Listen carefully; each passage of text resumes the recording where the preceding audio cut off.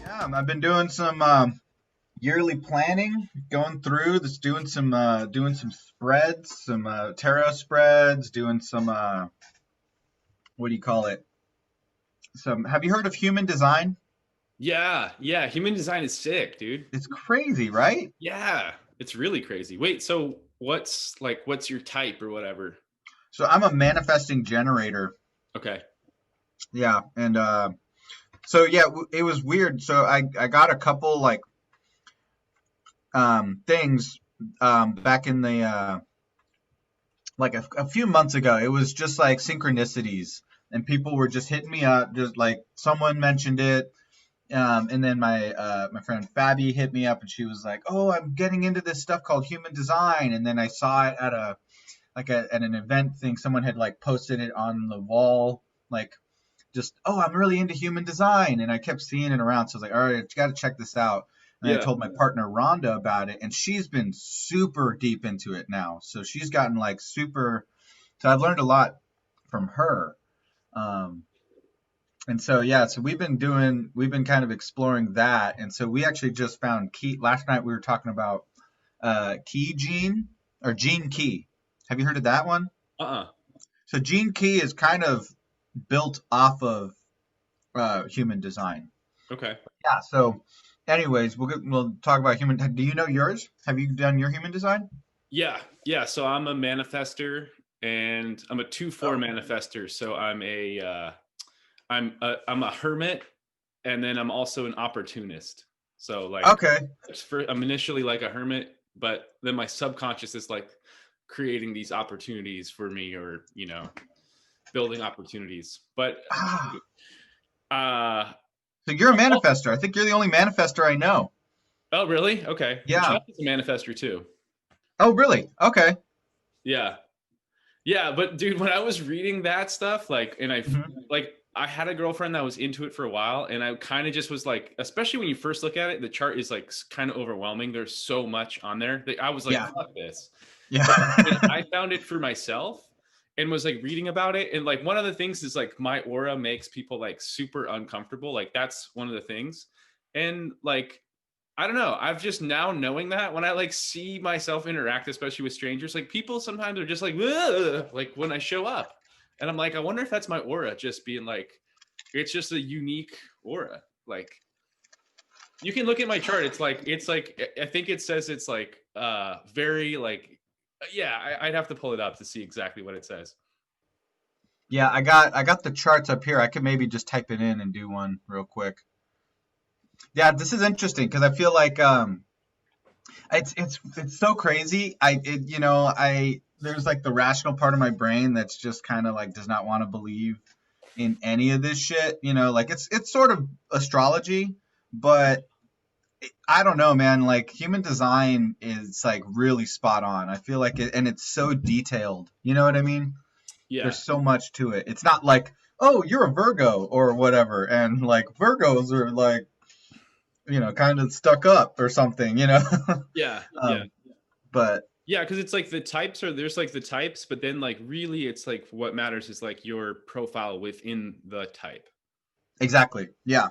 And then there's like strategies. There's like, Right. self themes and all of this stuff, and there's like, so I guess he like mixed it with the I Ching.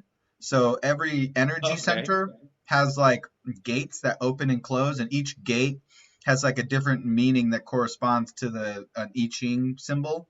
Uh-huh. And then whichever gate you have open, when you have two gates that are open that are connected, it forms a connection. And so yeah, it's super deep. It's like it's crazy, but that's curious. Do you feel that it resonated with you when you started doing research into it and learning about it? Were you like, oh yeah, that's me? Dude, definitely. Definitely. Like I've got my chart up right now and it doesn't say anything about the aura. I don't know where I was getting that from, but maybe if I did some reading. But like for example, my inner authority is like it's an emotional solar plexus. And Okay. so like uh for sure like when I like intuit something, I definitely intuit from like that area. And then also like strategy being to inform. Like even that is like, I just got into this probably like towards the end of maybe like September last year. Hmm. Even that has been like, okay, if that's my strategy is to like inform people, whether it's about, whatever, even starting this show, it's like that has seemed to like work because it's like, all right, that's the strategy you're kind of designed for. So like, I don't know, keep following that.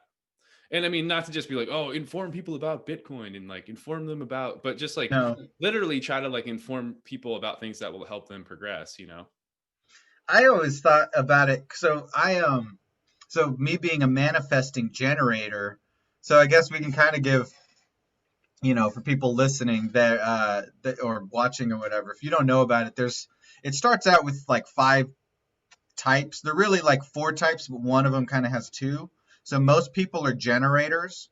And I don't remember exactly how it's all defined, but they basically, there's like 9 energy centers in your body or whatever. Um, and they sort of correspond to the chakras, but there are 2 that are extra. There's like a spleen and a G center. And depending on which ones of those are lit up and connected, it tells you which type you are. And so there are 5 types. There's generator, manifesting generator, then there's projectors, manifestors, and reflectors. Right.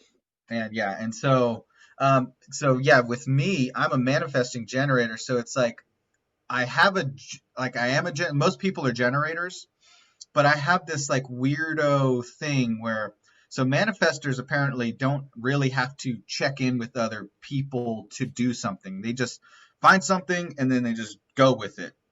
But the problem, and so what it's saying for you is that your strategy is to inform, and I assume that was because most people like you just kind of get it and go for it, and most people don't understand, like your mind is moving so quick and you're going there that if you don't tell people, they're going to be like, what are you doing, why are you doing this, why are we going, like why are you da, da, da, da, da. And so when you inform them, it's basically an invitation to jump on the train, so you don't confuse people or leave people behind or seem like you don't care. And so I feel like I have to, that's also part of my strategy. Being a manifesting generator, I also have to inform, and, but not only that, I also have to respond, not react. So generators usually, they have an energy center in their sacral or whatever, which is of driving power. So they have to wait for someone to almost like, or someone or something to initiate it, to come out and be like, hey, do you want to do this? And then they check and see, is this right or is this wrong? And most of the time they'll be like, oh, this is right, I'm going to go for it. And then they just have like limitless amounts of energy to push towards it. But yeah, so manifesting generators have a little bit of both, where we kind of want to initiate, but we still ultimately need to respond. So it's just like I struggle a lot with like impatience, because I'm like, I want to go, but I actually ultimately I need to let go and allow life to tell me what to do. But I do move very quickly, so that's where the informing comes from. And I So feel on like I your do chart, notice does it that. say inform on your strategy? It says it says my main strategy is to respond. I need to find where it just speaks about it. Yeah, inner authority, decision making. Yeah, it doesn't necessarily say that, but it does talk about it, because it says that that I have aspects of generators and manifestors, and so that does resonate with me. I think Rhonda, my partner, has gotten really deep, so she's read a lot of like extra material about it, and so that's kind of stuff that she's mentioned to me about, like my strategy is Uh-huh. to inform. And I have found that like I struggle, like, because I'm so impatient, I don't really want to slow down and talk to people and be like, hey, this is what I'm doing, or this is how I feel, or whatever, because I'm just like, I'm just going to get there, I want to get there now. And I Right. wonder, do you identify with that too? Yeah, you know what? You're 100% right about the strategy. Like it has been a little while since I looked at it. And in the strategy, you're right, is to inform others about the action that the manifester or the manifesting part of you even wants to, like, come out or like make a move or whatever. But Mhm. it definitely registers for me. And I remember reading this as like, if you were a manifester or you have manifestor traits in your profile. And for me, like my mom was like really controlling as a kid. I was the first child. So like it was like anything I asked her to do was like no, you know? And like as a manifester, like I had a lot of energy, a lot of capabilities, wanted to get out there, but constantly getting shut down. I think my norm just became like it's easier to apologize than ask for permission type of thing. Yeah. And that's probably carried out through my adult life for sure. But um I, the other thing I was going to say about like the manifesting generators that I know that are in my life, and this is like something that I think sometimes as a manifester you almost crave, but like for you to like, I don't know, engage and take the next steps in creating your reality, like you call into your network and tap into like, there's like a network that you like pull from to create with, and it's like a collaborative collective effort. And where Mhm. as a manifester can manifest something solo by themselves, and sometimes can look at other people in their network and be like, why can't you do this by yourself? But they're just coming from it like a totally different vibe, you know? Like Yeah. there's nothing wrong with being like, well, no, I have a super good relationship with my family and they support what I do, and I have to ask for permission and then they come out and back it up. Like that's super legit. You know, it's not like, oh, one is better than the other. You know, it's just like a Mhm. different way of like doing your stuff, I guess. Yeah, for sure. I almost feel like because manifestors are actually pretty rare, they're the second rarest type. But I feel like, and I don't know, I like, I kind of think of like the way that Steve Jobs is described. He kind of seems like, very the ultimate manifester in some ways, because he just kind of like had an idea and he just drove people to go for it. Mm, And so I feel like in a lot of ways, society kind of encourages everyone to act like a manifester, mm. and not every, and it doesn't necessarily fit everybody. We're kind of told go get them, and like don't wait, just go make your dreams come true, come up with an idea, and make it happen. And I think that is the strategy for manifestors. It's like, oh boom, I thought of it, I'm gonna go do it. I'm not even gonna check or ask or whatever, I just feel it. And whereas most people are generators, and most people have to slow down and allow life to kind of show them where to go. Right. Wait for a man, because um, we like generators, while they're the most common, they have a power center that none of the other types have, and they Exactly. all want. So they're like magnetically attracted to people with who have that same kind of drive. So it'll be like, a reflector or a projector or a manifestor will be like, oh, you have a bunch of energy, I'm going to tap into that, and like let's collaborate and make this thing happen. Mm, And so that's been a bit tough for me, I think, to learn about, to like slow down. That's been a big lesson, because I feel like a lot of the things I'm trying to act like a manifester. I'm trying to move with it, like, oh, I'm just gonna go do this, I'm just gonna go do that, and then end up getting frustrated and confused. And that's another thing in here. There's in this they have a self theme and a not self theme. uh-huh. And there's like, for me, when I'm not doing my human design, when I'm not acting in accordance with my design, I feel frustration, and that really resonates. I'm Yeah. just curious, what is yours? Do you know? You know, mine mine is anger, and like it does resonate, and like all the, I guess, personal work and like self therapy I've been doing the last year has Mhm. been specifically like directed at my anger.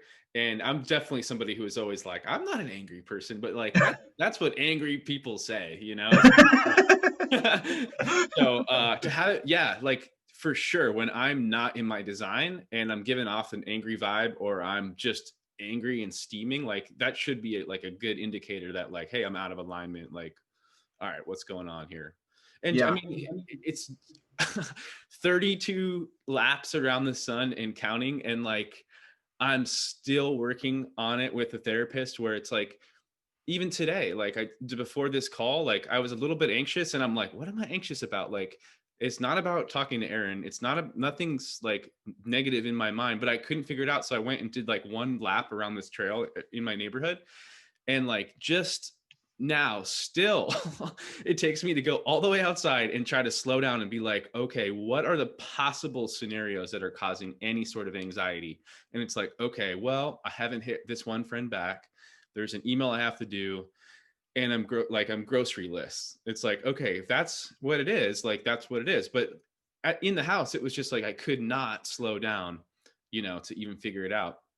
And the Hmm. point is that I wouldn't bring that up is like that's like the precursor, I think, for my anger, is like anxiety or fear. And then it can just turn into like raging or even frustration's pretty close. It's like a cousin of anger for sure.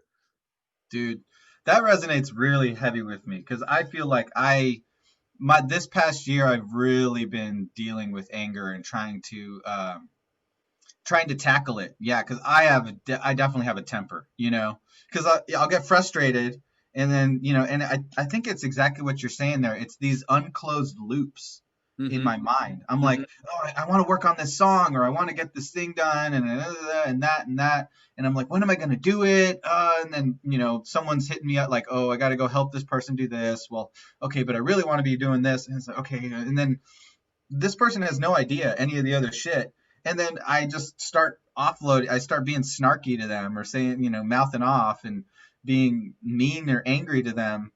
And it's like, that's the thing that I really, yeah, I totally resonate. It's just this like, I got all these ideas in my mind and my mind's moving super fast, but this Mm-hmm. person doesn't even know about it. And maybe that's the informing part, where it's like when you interact with someone, just being like, "Hey, just heads up, I got a lot of things on my mind. I'm a little stressed out about some, unclosed loops, but I'm gonna try to focus as well as I can. But just know if I act up, if I say something, I'm not. It's not personal. I'm just thinking of shit or something. Maybe that's part of it. I don't know, but it is crazy though, because I've never. I mean, maybe I just, I've never been with you in the anger moments and stuff, but you always just seem so like go with the flow. You know what I mean?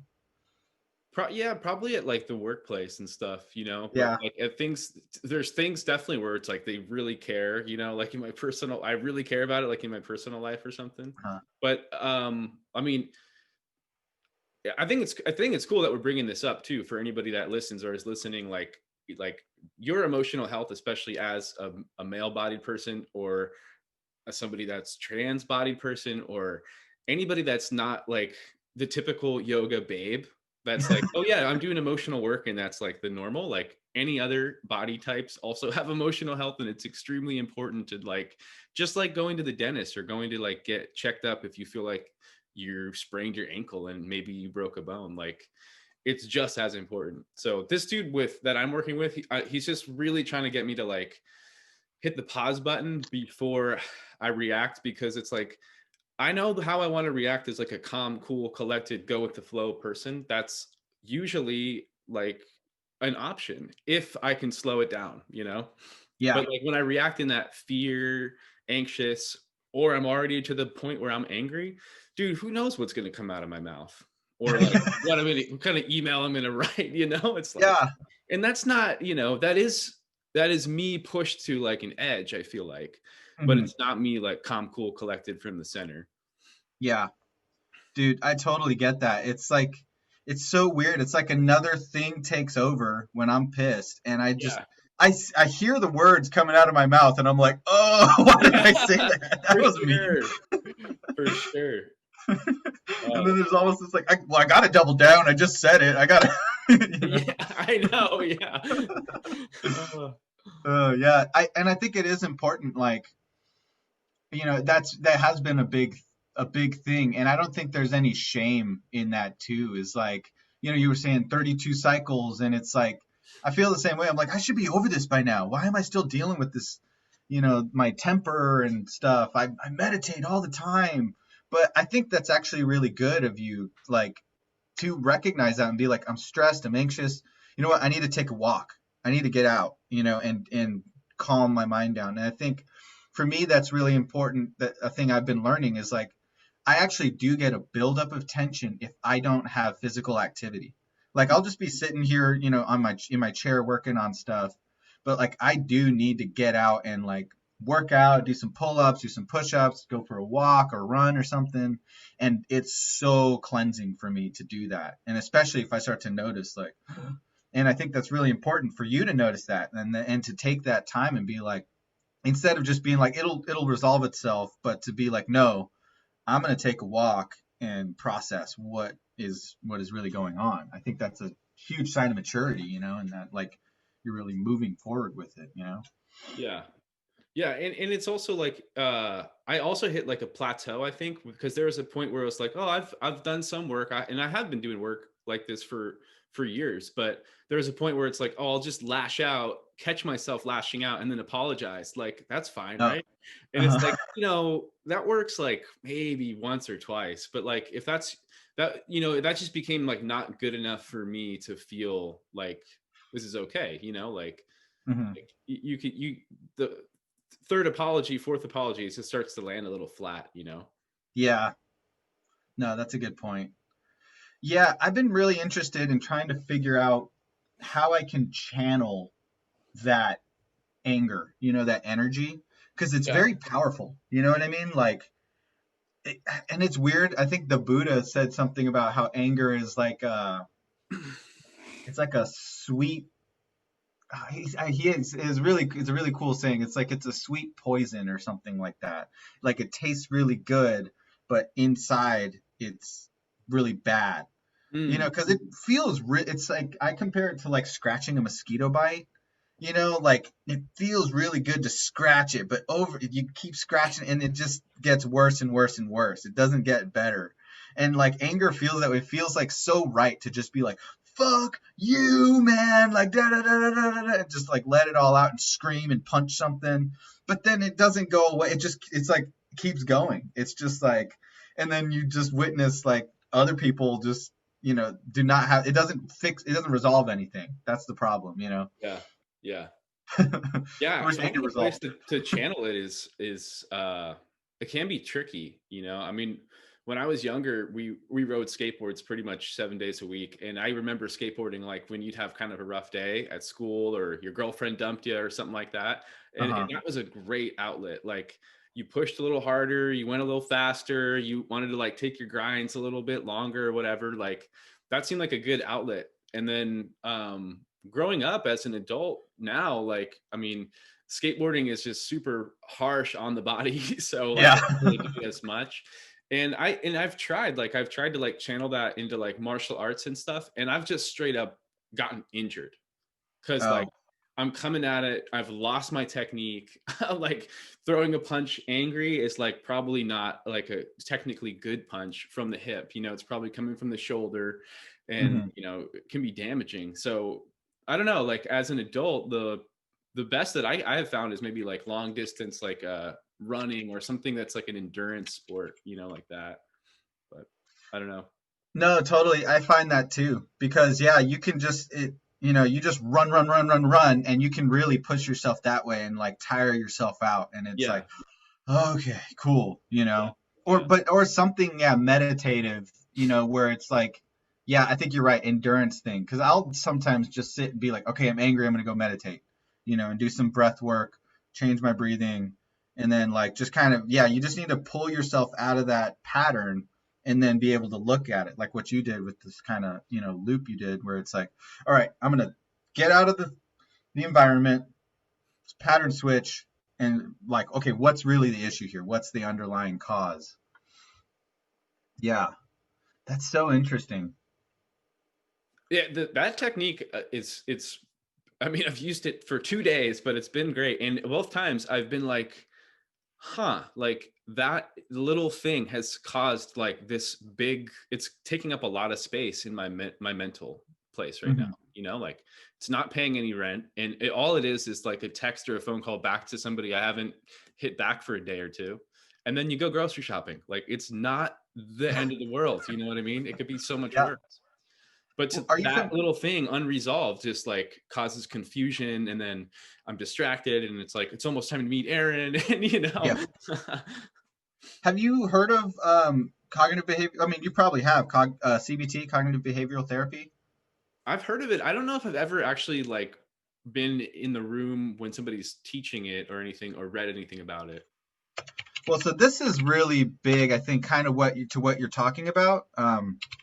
So in CBT, the basic method is, the premise is that it's mostly your mind that creates the problems. It's not actual things, and it's not like, yeah, there's like the trauma from whatever happened to you as a kid, and all of that factors in. But whereas, say, like Freudian psychotherapy is about like once you uncover the source of it, it was, your daddy, didn't give you any love when you were a kid or something, then you'll be fixed. Mm, But the thing is, in order to identify that, it's this long process of talking and this and that. What CBT is about is more like what's in the present moment, because it really is just about what you're reacting to right now.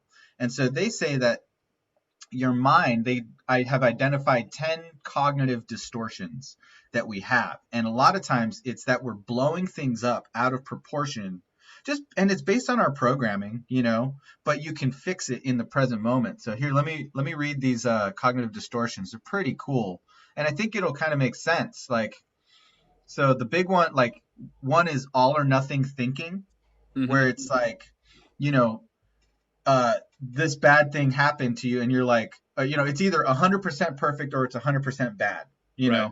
Oh, this thing happened to me and it's horrible. It's the worst thing that could have happened. And, you take a moment and you think about it and you're like, oh, it's really not the end of the world. Just this one thing happening. Um, Overgeneralization, um, mental filters, which is like taking one small event and generalizing it inappropriately. The mental filter takes one small event and focuses on it exclusively. So one small thing, and you're just worried about that one thing. Mm, Discounting the positive, jumping to conclusions. I do that shit all the time. yeah.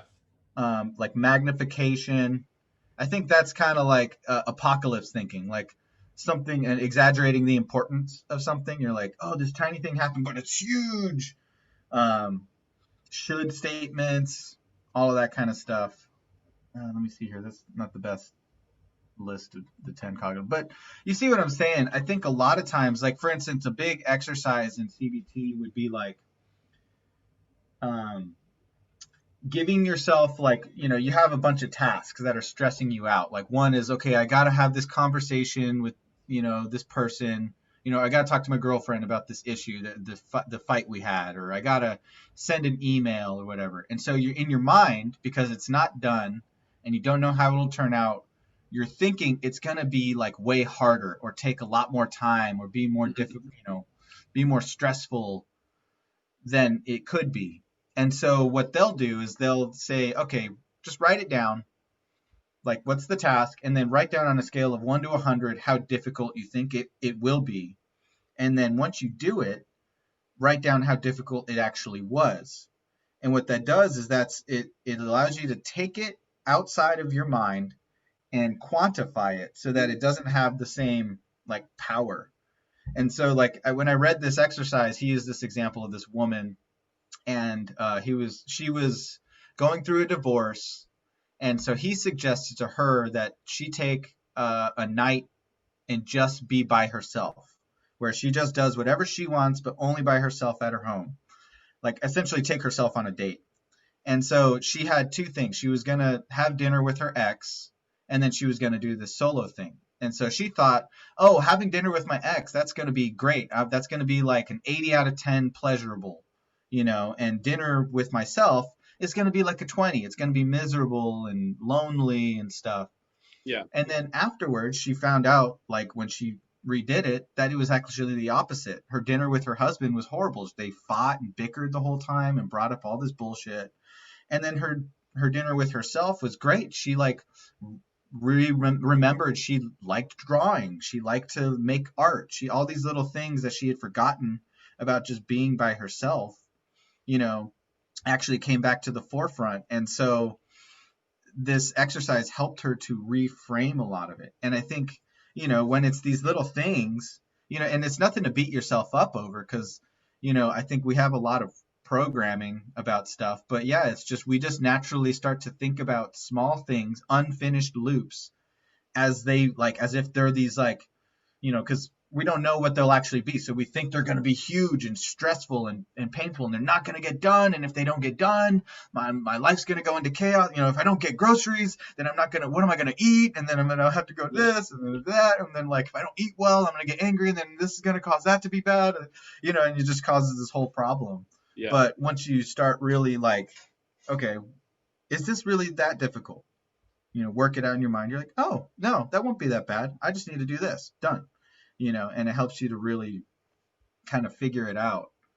So, yeah, polarized, yeah, overdrive, That's catastrophizing. happening with the like figuring out the NFT stuff with the art and trying to create them so that they're like digital videos with some music and stuff. That has been something that I've wanted to do for so long and have been like, oh, it's too complicated. And Yeah. like, just until I've started sitting down and like doing it. And I mean, it is complicated, but not if you do it like step by step by step, like it's totally doable. And I think it goes for the same for a lot of things, but. Yeah, actually, that's sort of what I want to do. Like I've been stressing because I'm moving in and I want to hit it hard. Like I want to like start, I got an idea for like a musical project, like a little EP that I want to put together. I got ideas for this. Like I want to start researching NFTs. I want to actually start researching crypto and investing it in a way where I can actually make money from it. Yeah. And, all this shit, but it's like I can't really do it until my house is, until I'm moved in, because it's, and so that's where a lot of my anger is coming from nowadays, because I'm like, I want to work on all this shit, but I can't. It's trying to be like, breathe, it'll all get done. Everything's fine now. Like, and so, but that is something that I want to do, because like crypto has been a thing I've wanted to do since I heard about it. But it's like when you hear about it, it's just all dumped on you, and it's difficult to get the step. It's like we were talking about last time about like creating a step-by-step crypto thing where it's like, okay, here's a bunch of checklists. And I think that could be really helpful for a lot of people. Yeah. Yeah, it's true. I mean, especially like if we're going to get into the NFT stuff, and at least I'm going to, but in order for that to work, you're going to have the buyer have a crypto wallet and teach them how to use it if they don't have it already. Yeah. But like, it's cool. Like I could put something up online right now for something like $5 or whatever, and you could like collect it, and then you'd have it in your MetaMask wallet, like a little GIF or whatever. Yeah, I saw that in the MetaMask thing. I was looking. It's like, yeah, you can store your collectibles in there as long as it's ERC20, right? Yep. Yeah. And anything like an NFT would be an ERC20. Okay. Most of them are there. Are they doing NFTs on like Cardano or Tezos? They might be, but I just not that I'm aware of. Yeah. I'll have to but do I gotta some show more you this research other on thing too. Like, I just found this other. It's similar, but it's like it's augmented reality too. Oh, So what? now, like, yeah, like you take your phone and like I think I've got two pieces up, but if you take your phone and you have this app on your phone, and you hold it up to like the painting that I digitized, then on your phone it becomes this whole other like experience. Oh shit. Yeah. And you create an NFT of that?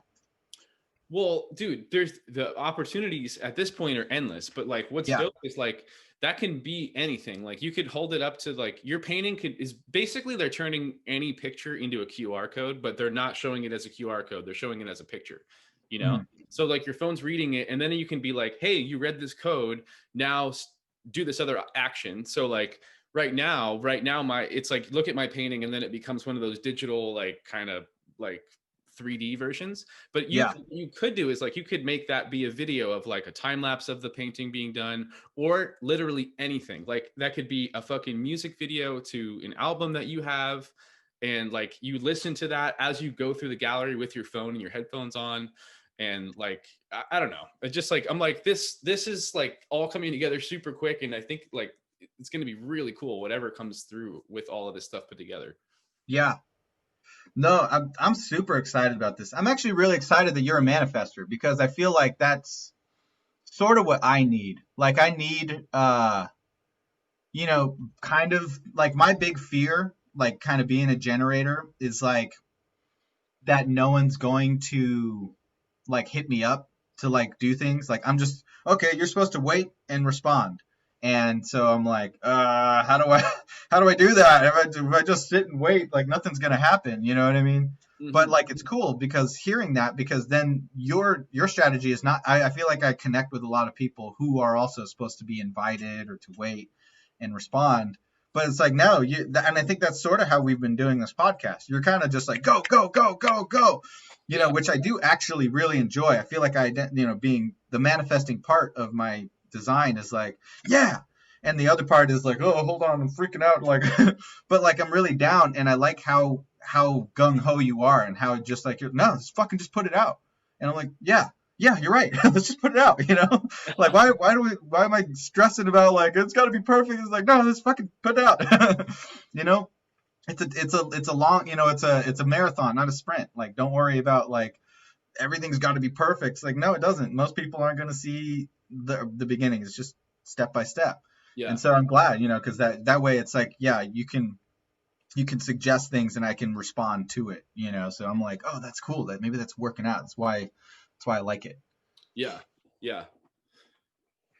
That being said, though, I mean, I definitely want to put together some sort of crypto interactive show, and I mean, it'd be cool to have it like have a physical location, but I mean, most people would probably have to see it online. But it'd be cool to have your music part of it. Yeah, I was Just thinking be that. making tracks for the background right now, like, but you can make it anything really, and you can do it too. Like, it doesn't have to be like my shit. You know what I mean? Like, you can take a photo of whatever graphic and run it through these programs and just start. It's just like levers and knobs that you like mess around with, Mhm. and then yeah, I mean, just it's just kind of cool. It's like a new way to share your content, I guess. No, I agree. I think the AR is definitely like, cause last year I took like a course on like XR designing XR experiences. Um, And yeah, I'm part of my, like when I was doing my year review, I'm like, oh yeah, I did that. And I don't know what, like, what am I going to use that for? Cause it was difficult to like connect with other people who were doing VR, AR stuff. But I definitely agree that I think AR is the future. I think more than VR, AR is going to be like where, being able to put on like potentially something like the HoloLens, or, use your phone to interact with the surroundings is like mind blowing. The creative possibilities are endless. Like what you're saying, like you could have, yeah, music pairing or sound pairing, or, you know, animations that come out of the paintings that you wouldn't have access to. And you could create a storyline based on that, where it's like, oh, there's a mystery in these paintings and you need to figure it out. And how do you do it? Point your phone and see, like, this painting will tell you like a little clue. And then you'll have to go over there and look at the painting with and without your phone. And like, there's all sorts of shit you could do with that. Did you guys do VR stuff? Yeah, basically what we were doing is design, like kind of writing and designing the experiences. So it wasn't necessarily like the technical like coding part of the VR stuff, but I have been doing a lot of work with the immersive audio part of that. So I Okay. have a bunch of plugins and stuff design for audio in VR and AR. So like having sounds that kind of move around you and stuff. Mm. But so that's what I was wanting to do. I was wanting to get into the audio part of it because I'm not really strong in the visual portion. But yeah, we did mostly. It's just kind of like thinking about, okay, what's your experience? What's the story? And then thinking about, because when it's AR, VR, you got to decide what are the choices that the person has, and design your story with that Right. in mind, because it's like a game. Like if you can go anywhere in the room, you have to decide what things can you interact with, what things take, how do you direct people's attention to what you want them to look at? Like if they can look anywhere, how do you make them know they need to look at this person or that painting or something at this time? Yeah. Yeah. So Do you But yeah, know of so that any spaces in Austin that like we could try to do something like in 2021? dude, yeah, actually, so my my roommate now, and this is a big, I'm really excited. He wants to do these renegades here. So he just bought this thing. I think it's called a Light Force.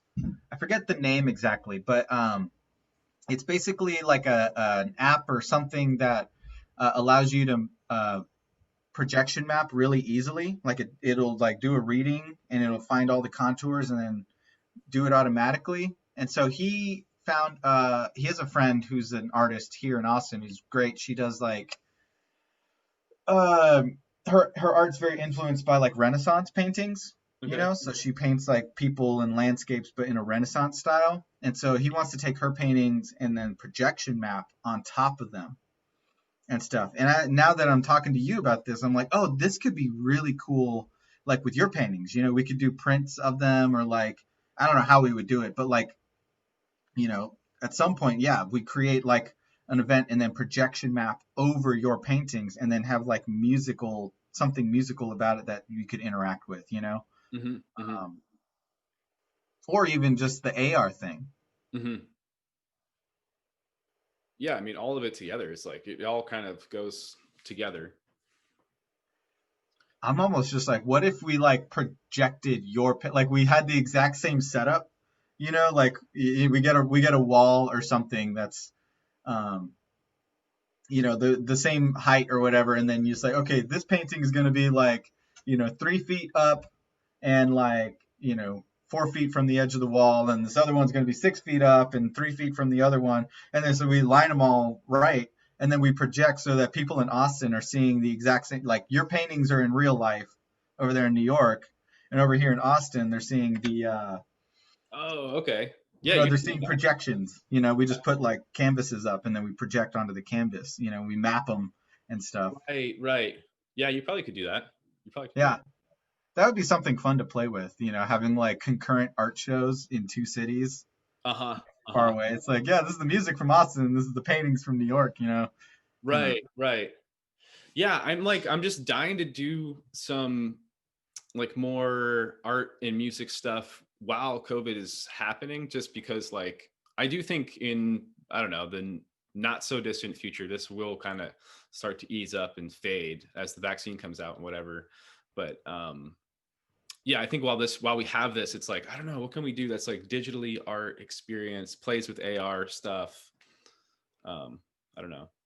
But it's also cool too, because like I mean, it basically is just turning things into QR codes, and then like you can just like whatever it is, if they want to download your music, like have that just be a QR code mhm. anywhere we have this show or anywhere that we could share this, you know, and it can be QR code for whatever. It can be QR code for your Bitcoin address, QR code for your Venmo.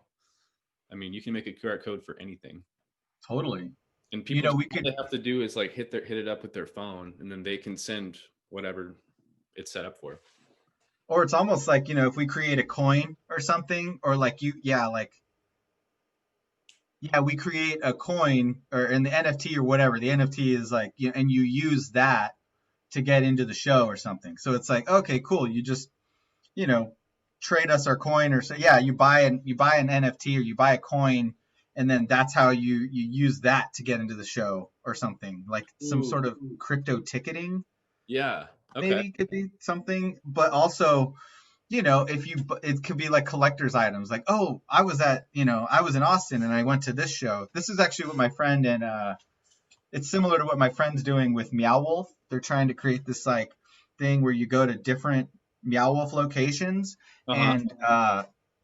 and like you could get something and you basically get like an account, but like you discover something or you complete some task, some game at like Meow Wolf in Santa Fe, and then you go to Meow Wolf in Denver, and then there's it somehow pays off, it enriches your experience. You're like, oh, you've discovered this. You're a level 4, whatever, so you have access to this room, you know, and so you know you create a community. So it's like if you support the community, like you know if we had a Patreon or something, it's like oh if you're a VIP Patreon member, then like you get access to this, and so you get a special like token or something which you can then redeem at the show to get some extra feature. I don't know. Like, Yeah, yeah.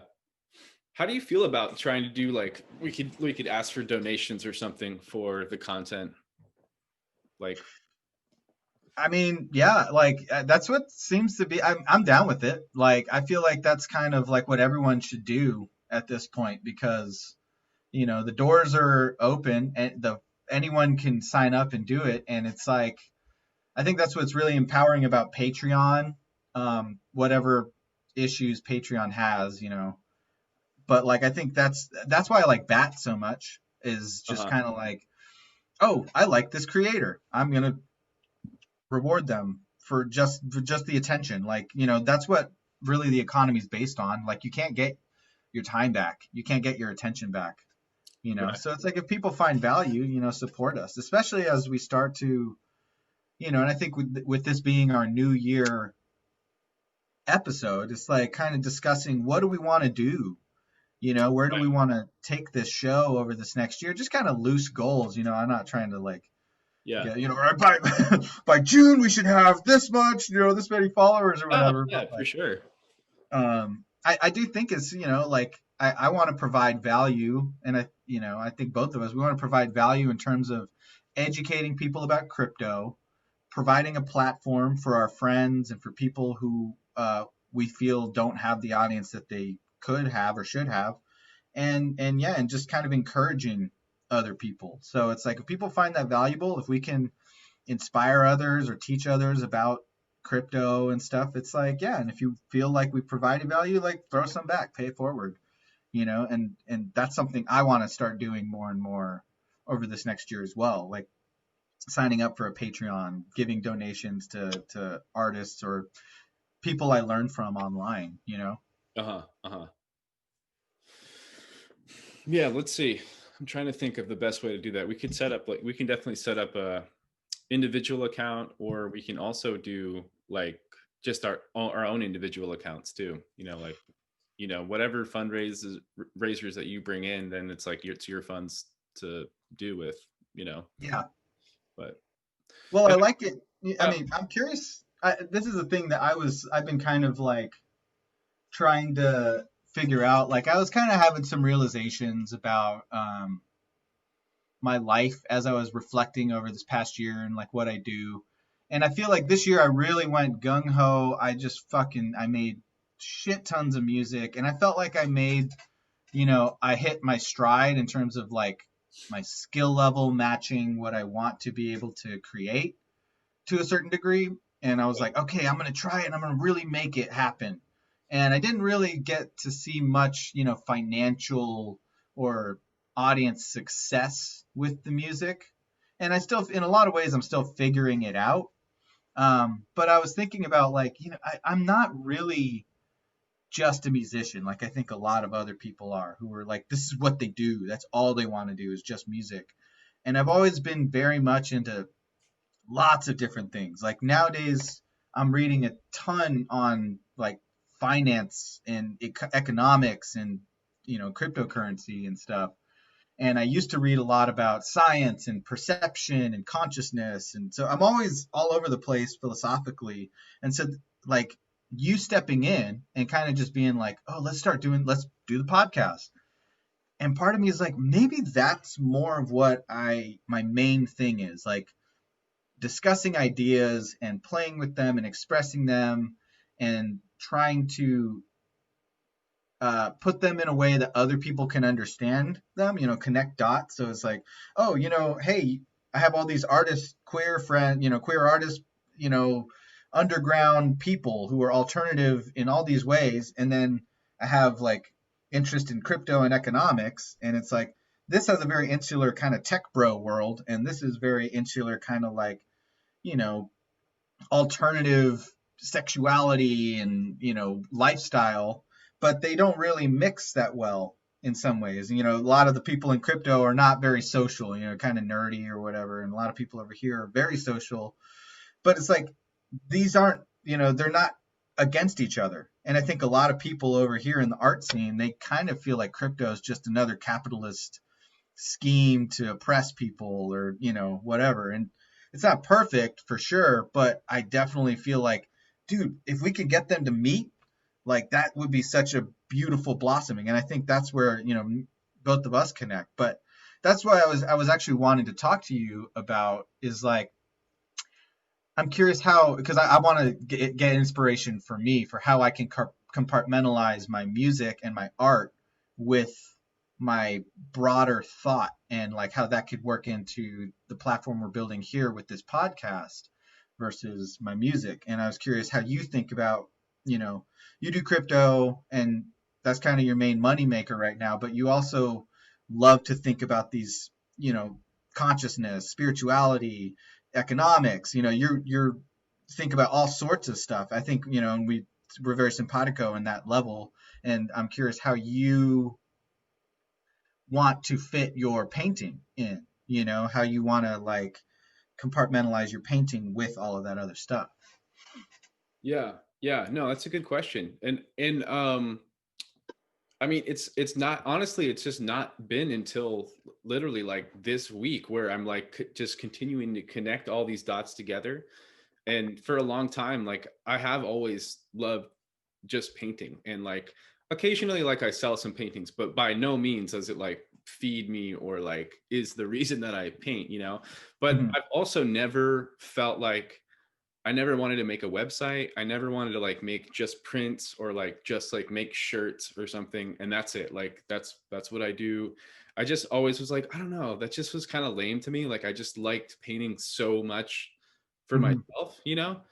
Um but now getting into crypto, and then it's not like I sit here and I'm like trading like aggressively like all day, like I am like necessarily like kind of tethered to the computer, but having a painting going in the background is actually like a pretty good hobby, or like a way to spend time, if you will, that I enjoy while I'm like reading and like watching markets if I decide to trade that day or whatever. um and then now coming into like the AR, looking at NFTs and how you can like create these 3D digital experiences of paintings. Like I think it's a really interesting way to look at paintings. It's, to me, cooler than a poster, or it's just different. Not even cooler, it's just different. Mm-hmm. And so now I'm like starting to like connect all of these dots, like, and I'm like, oh fuck, it's all coming together like right now. But like I didn't see that like a year ago or even like 8 months ago or anything. Like I was probably just like, I'm just going to paint all day and I'm going to be a painter, and I'm not making any money doing this, but I know that it's what I want to do. And like, I think there's different parts of that, like in everybody's creative journey. If you decide to like see it through as an artist, like Mm-hmm. you're continuing to be the caterpillar going into the cocoon and then become the butterfly. And then you do that like again and again. Like every time you hit that like 10,000 hour mark of your craft, like then you're like re-emerging as like, oh, you connected all these fucking dots that you learned over the last like 7 to 10 years, and you're putting it out, you know. Yeah. And then there's people that have had like 20, 30, 40,000 hours of mastery, in their craft. And it's like 10,000 hours, that's a lot of time. That's like years and years and years of work. So it's not something Mm-hmm. to be taken lightly, but it's super doable. And if you do it, whatever you did that for 10,000 hours for, you're going to be freaking good at that by the end, like better Yeah. than most people. No, for sure. And I think, I mean, that is something because I recently, in the self-development space, people are, the 10,000 hours has been a meme for a while about how to be a master, but people are now talking about the 50,000 hour, like, because 10,000 hours is really just like, that's what you're supposed to be at when you get out of college. College lasts about 4 years or whatever.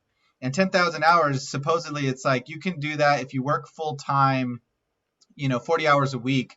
I think you get to 10,000 hours in like 2 to 5 years. I don't remember what the exact number is, but it's like, you get there within a handful of years. And so I think that's where you're supposed to be when you get done with college, if college is your craft.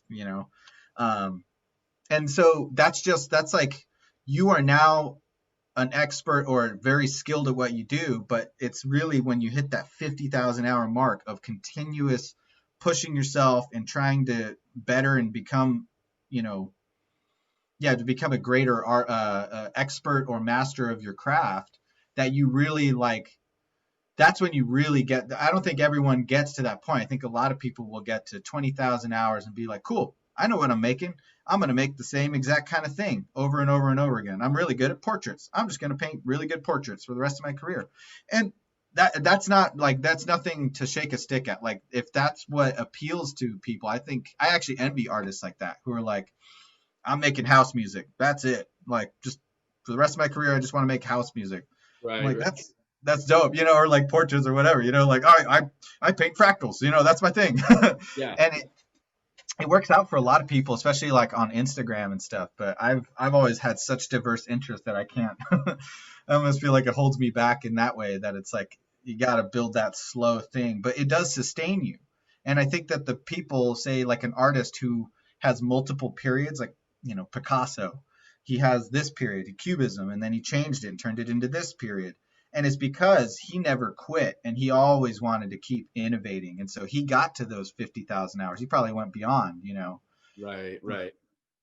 Um, Yeah, that's an and interesting thing. Like, because I've early on in my artist career, I was spending time going to courses with Alex and Allison Gray, and oh painting yeah, them for like a week or two at a time up at their spot, and like it was great. It was super informative. I met a ton of rad artists and stuff, but there's a lot of everybody. Some people were different, but there was a lot of people that kind of did this like kind of like a lot of fairies, like a lot of like this like mystical foresty, like it's like visionary art. And like I was like into skateboarding and like graffiti, and I liked tripping, so like I was like, I don't know if I really fit in here and stuff. And the couple times that I got like some critiques from Alex and stuff, he was like, all right, like you're young enough, you're smart enough, like you got this, but like you got to start to become the guy that does this. Like he's like, look, I'm the guy that does, I'm like the LSD artist or the artist from Tool. Like that's how people sum him up in one sentence or whatever. He's like, if you're mhm, gonna make it, you have to be like that guy. And yeah, that always kind of turned me off because I was like, I don't know, I don't want to be that guy in like this one scene of graffiti, or that guy that paints fairies in the visionary festival world. Or like it was just like, I just like art, and I like all kinds of art. I like sketching on a napkin, I like catching a tag, I like going to when they have the graffiti park in Austin and spending all afternoon just painting a legal spot. Like all kinds of painting I think is cool. I like even painting like walls in the house. Like I just yeah, like the act of like moving paint to me is fun. So when uh-huh, I heard that, like I don't know, looking back on that now, like I don't know, he maybe outsmarted me and was like, oh, this guy's gonna do whatever I tell him not to do, so I'm gonna like because now I feel like I've studied like all these different types of like art making and painting, and it's like I feel like I have a different approach because of that. Because I never was like, I'm going to just lock in and do the portraits, or like lock in and make house music or whatever. yeah. Well, I mean, so a couple things to that, observations is like, for one, I think it's cool. Okay, so I'll start with this. Like, so I've been doing for the past few months, I've been doing Il Gates. Yeah. Yeah, so he's I've been doing his course. Like it's sort of a monthly thing, but you kind of he calls it the dojo or whatever, but I've been involved in that, watching tutorials. And then the thing I like the most about it is that you actually, when you pay, like you get a one-on-one session with someone, with one Uh, of the dojo people, and they give you in-person feedback, which is still yeah. good. Yeah. Yeah. Um, and so, but one of the things that one of the guys mentioned to me is that like, he said pick like your three things or whatever. It's like, obviously you can't just be dubstep. Like there's a million people who want to be dubstep. You got to be like, and so he described it like the guy he's called Daniel with the balance. So shout out to Daniel, but his stuff is really cool. But he's like, I got pop punk, EDM, and spirituality. That's like his three things. He's like, these are my things that I love, and that's what sets me out. It's like, yeah, there's a bunch of pop punk guys. Yeah, there's a bunch of EDM, house music, dubstep guys, and yeah, there's a bunch of spirituality people. But Mm, I'm the only guy putting these three things together, mm. and so it's kind of like, I think as an artist, that's really what creativity is. It's not really like coming up with something completely new. It's usually taking I'm taking this thing and I'm taking this thing and putting them together, and it makes sense because no one else had, my dad was a construction worker or whatever. My dad was a guru and my mom was a painter. So I'm taking gurus and painting and putting them together or whatever, Yeah, yeah, And yeah. and I think it's cool because when I look at the pieces that you're painting now, I think that is something that really sticks out in I think it's like it fits generally like your canvas paintings fit generally into that kind of like conscious art sort of thing, heady, trippy art. But you do a really interesting combination where you can kind of see that, like, oh, yeah, but you're also graffiti. You also have that like tagging and stuff like that.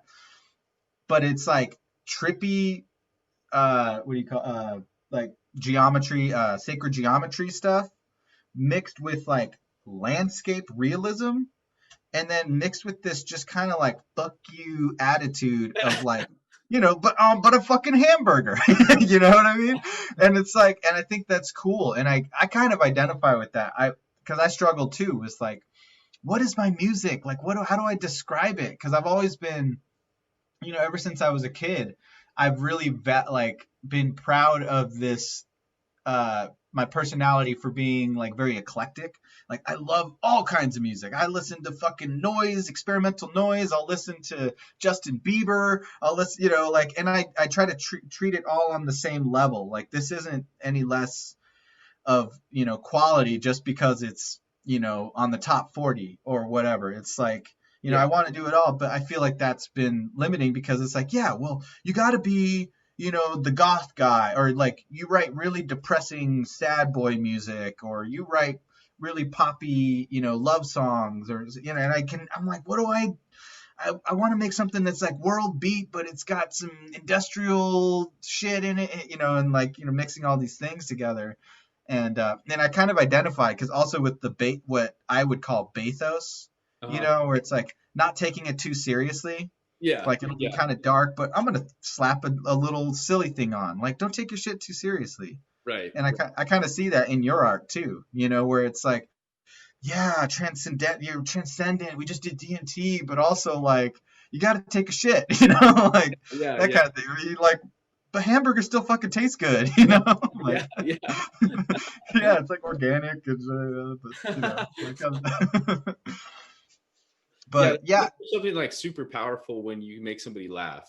Like there's, I mean, it's, I don't know, it's a feeling that's very unique. mhm, When like somebody like gets something and it's funny, it's like, oh, what a feeling.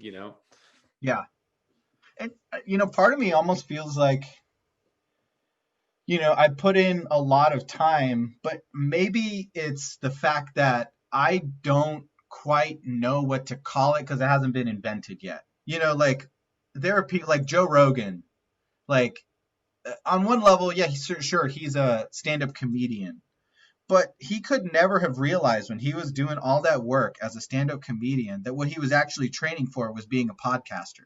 Right. you know and it's like combining all the things, and it fit into his comedy, and I love his comedy, but I think his real impact is not his comedy, it's his podcast. And a lot of people, and there's no way you could have known that fucking 10 years ago that what you were actually preparing for was putting in your 10,000 hours to be a master podcaster, you Right. know and Right. I think that in that same way, it's like all of the diverse things that maybe me and you have been doing, like, you're doing tags, you're doing oil paintings, you're doing this, you're doing that, you're doing crypto, we're doing audio visual, like you're also a talented audio visual, like audio guy, like, it's like all of these little skills are maybe this is how they combine them. This is the next step is like, the thing is like, my three things are music in general, maybe, philosophy, consciousness, spirituality shit, and then crypto or something. Maybe that's what it ultimately adds up to.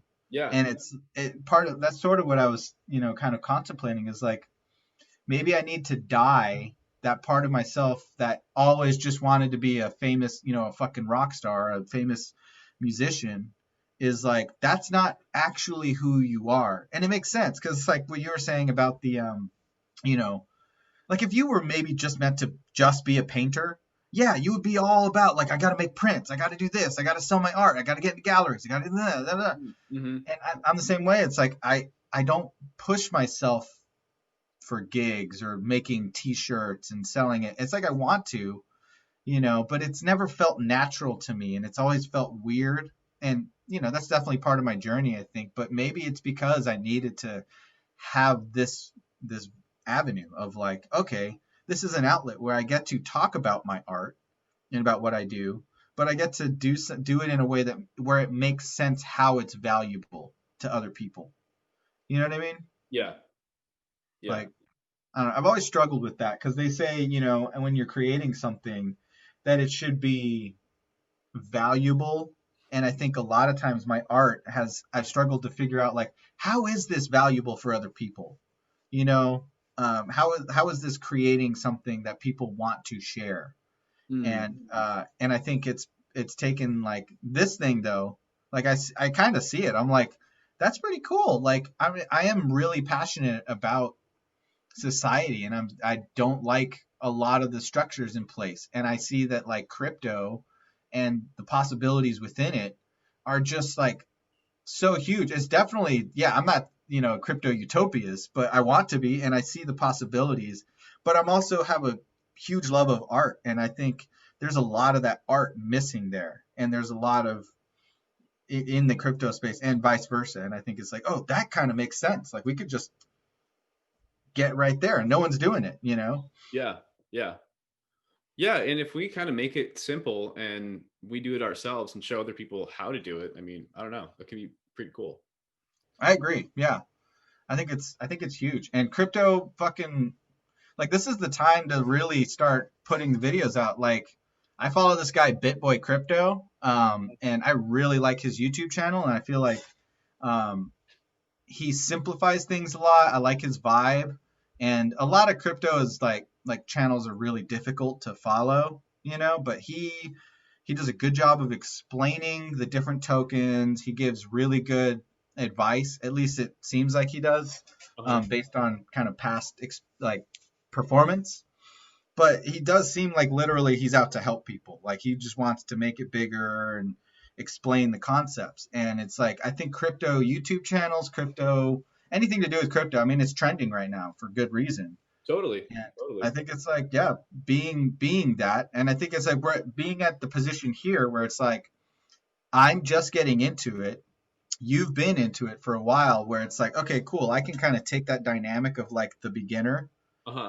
just like struggling, and Yeah. you taking the position of like, well, you've already made some mistakes, so you can like kind of share your experience of it.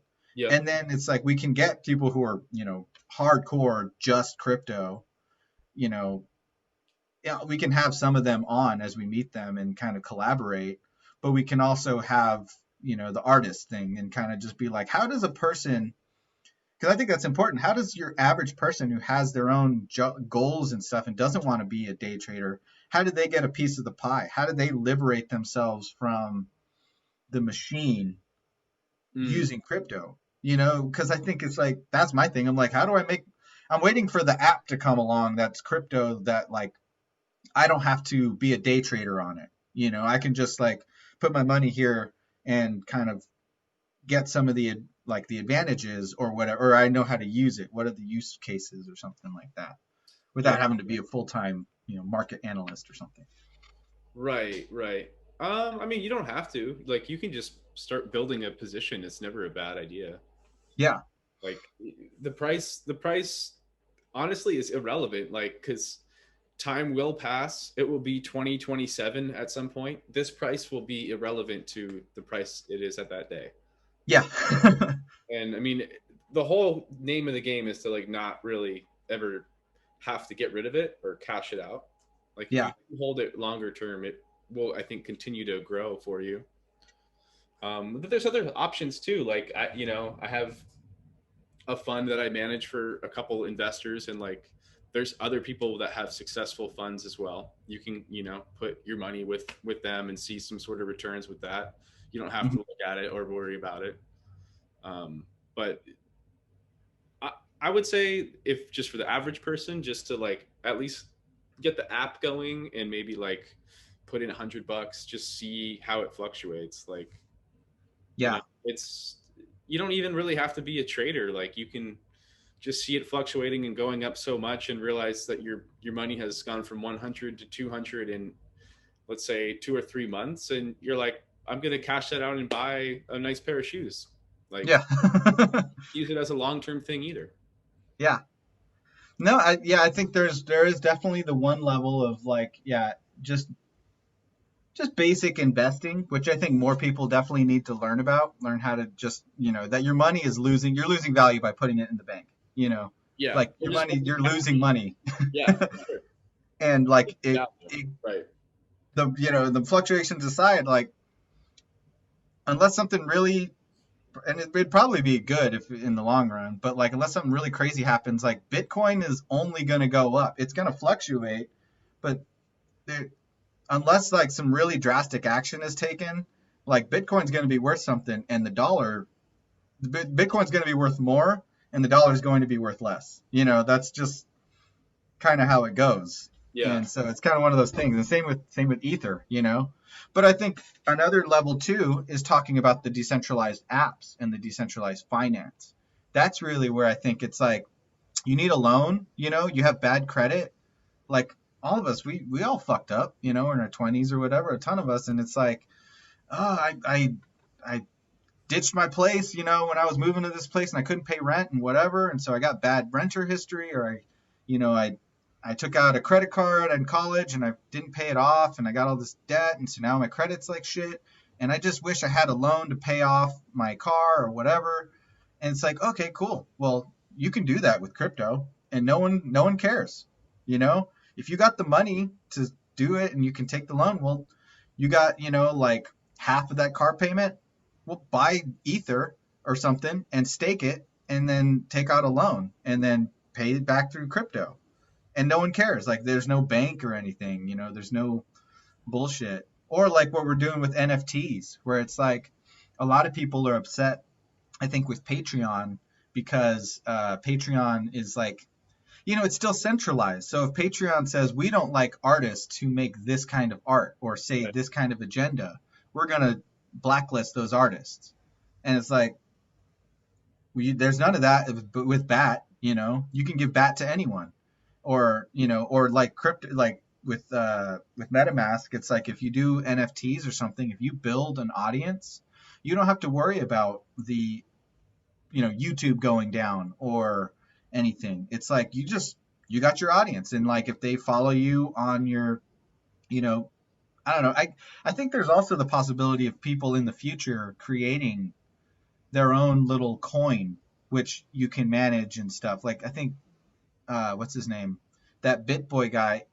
He just came out with a video. He's coming out with his own coin called BitT, and it's sort of a attached to his Discord community, which has different tier levels. You can do a free version, and then you pay monthly and you get certain perks, and you pay a little bit more, you get VIP perks.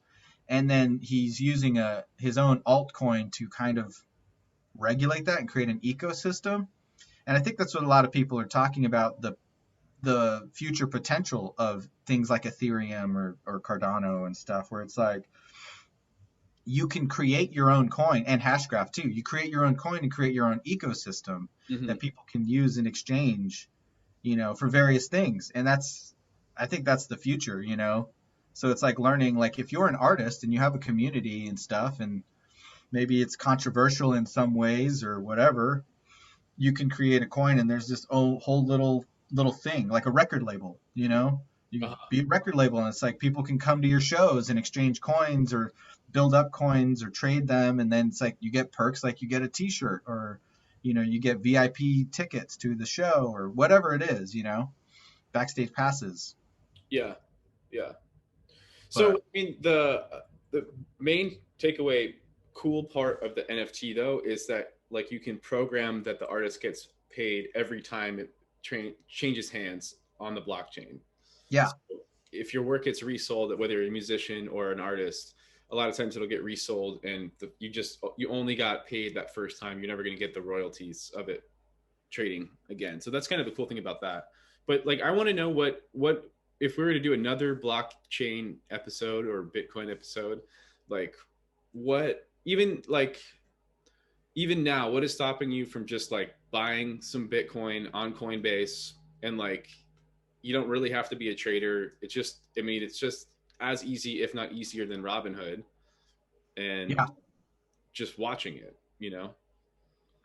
Nothing. I mean, Coinbase is so fucking easy to use. Yeah. Like, it's insane. Really, the only thing with Coinbase is the fees are pretty high. Like, I was like the other day, like, just sitting there. I mean, it's pretty insane. Just like watching Bitcoin just skyrocket. Like, everyone was like, oh, it's going to hit 23 or 24 and then probably start going down again. And it's like, nope, we're in 34, you know? Yeah. So, but like, so I was like, okay, cool. I'm just gonna cash out because of something Jeff was saying. He's like, dude, you haven't made a profit until you've cashed out, you know? Like, Yeah. Yeah. and so I was like, you know what? I just want to say that I did it, you know? So I took out like $50. I think I had like 100, and it had turned into like 140 or 100 and something like that. Oh, nice. Cool. So like it jumped up. I mean, I made, yeah, maybe 20 or $30 off of that. Just, and that was, I mean, obviously not all crypto is going to be like that. I'm sure there's going to be a correction at some point. Yeah. But like, yeah, I was like, oh, this is cool. Got it. I'm gonna take out like $50. But then Coinbase was like charged like a $2 fee, I think, to withdraw it or something. Yeah. Yep. So I was looking into that, and I was like, okay, that's kind of high, but I just kind of did it anyways. Yeah. And I don't know if the fees are worse, but I was trying to buy Ether on MetaMask, Okay. and they what was it? It was like, because I was like, I want to withdraw that money from Coinbase because I want to use Coinbase, but I feel like MetaMask is better for holding my Ether because then I can use it for the decentralized apps, Yep. which is what, yeah, like I want to kind of play around with. But it was like buying Ether through there. It was like a $20 fee, and I was like, I just want to buy $40 worth of Ether, and it was like, Okay. yeah, it's Yeah. like how do you say? You click the buy ETH, and it's like buy ETH with Transact. I don't know if you can see that. Yeah. Yeah. And so I was like, okay, cool. I'll put like, I'll buy $40 worth of ETH, and then it was like, yeah, $20 fee. I was like, I don't want to pay fucking, Yeah. yeah. It's like you pay $200, and Yeah. then I don't know if you could see it, but like here it's like 25.37 total fees. So is that normal? I guess that was my question. Like, is that normal, like Um, crypto fees? I just want to. I'm trying to see if that's like because the gas fee is really high right now, or I've never used MetaMask to buy on. I usually just buy with Coinbase. The alternative that you have to Coinbase is you can get Coinbase Pro, and like you just have a Coinbase Pro account because you have a Coinbase account, and Uh-huh. you just use that to make your trade. The fees are way lower. Oh, okay. Like they do probably charge you like $3 every time you make a trade on Coinbase just to make it. Plus, they like give you not a fair price always. Like they'll either like charge a little more or a little bit less. Hmm. If you move it to Coinbase Pro, like that's their trading platform, they'll definitely give you better deals. Oh, okay.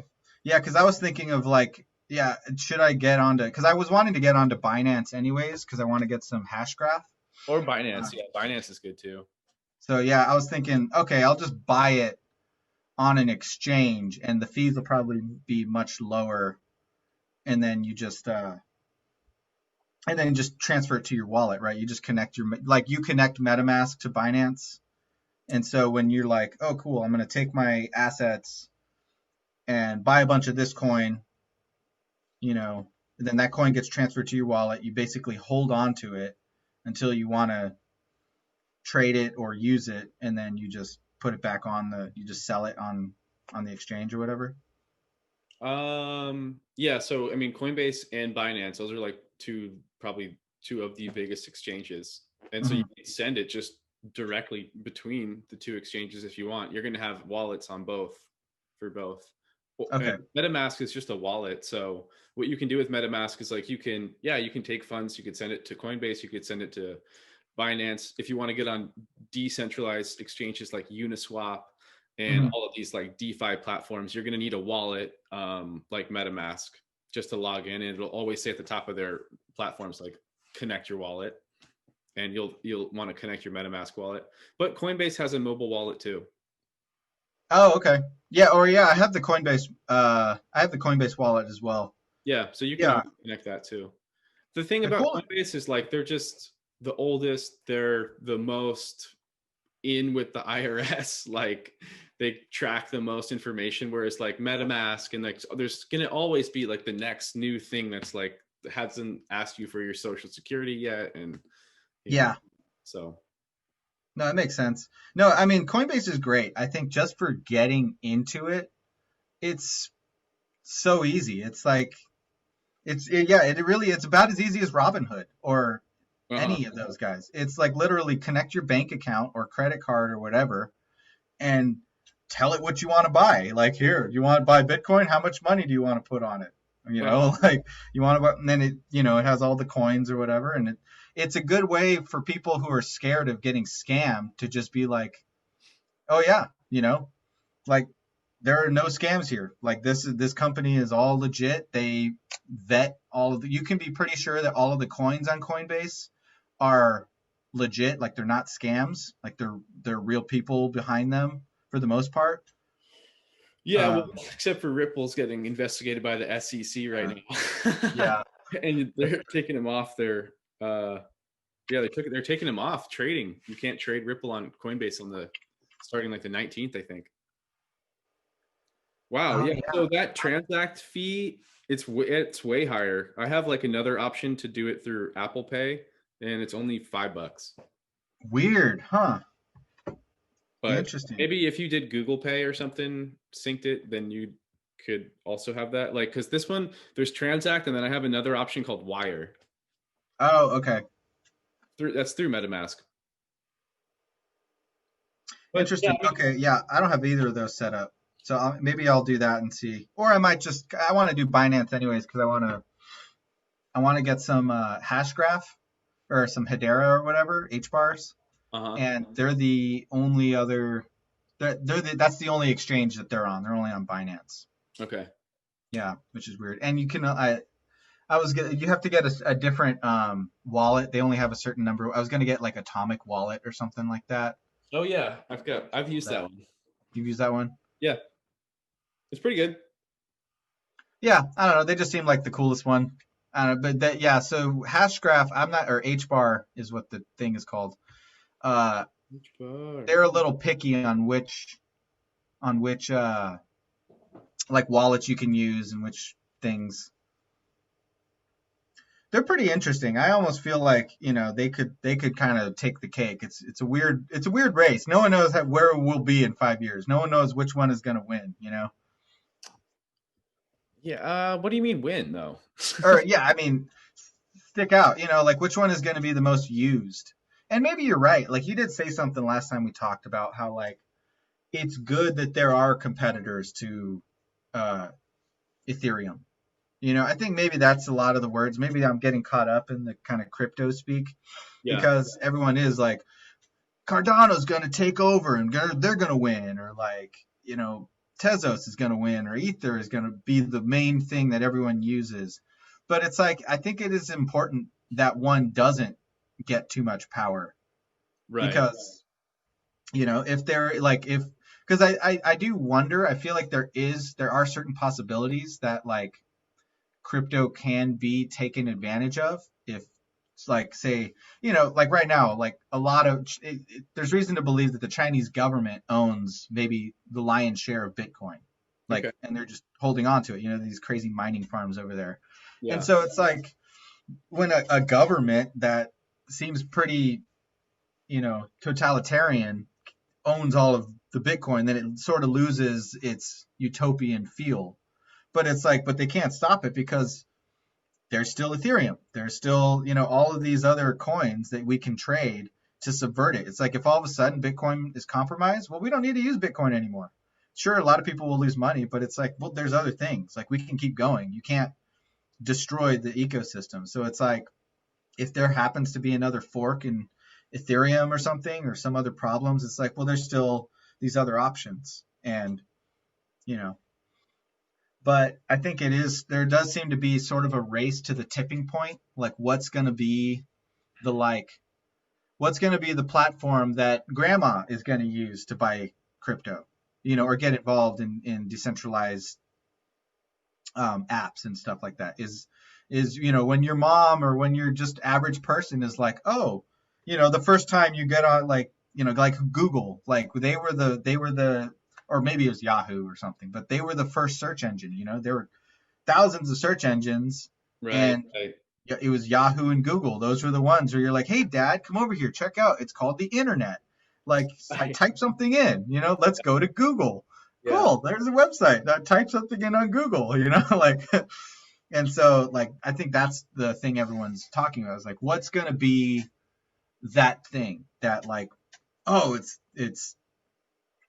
Ethereum. You get onto Ethereum, and I think Ethereum right now they're kind of the number one pick. They're the second largest coin, and they seem to have the most amount of apps that are built off of their ecosystem. Totally. Um, Totally.